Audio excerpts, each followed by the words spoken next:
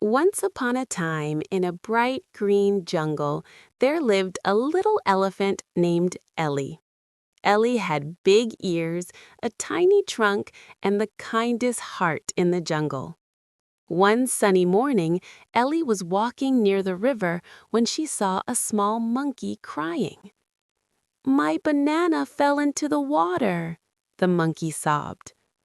Elley gently dipped her trunk into the river and lifted the banana out.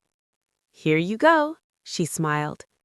Later that day, Elley helped a tired turtle cross the forest and shared her cool shade with a thirsty bird.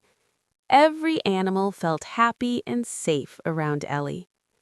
Suddenly, dark clouds covered the sky, and a baby deer got stuck in the mud. All the animals panicked, but Elley stayed calm. She carefully pulled the baby deer out with her strong trunk. The jungle animals cheered. "Thank you, Elley," they shouted. From that day on, Elley was known as the kindest elephant in the jungle, and everyone learned that being kind makes the world a happier place.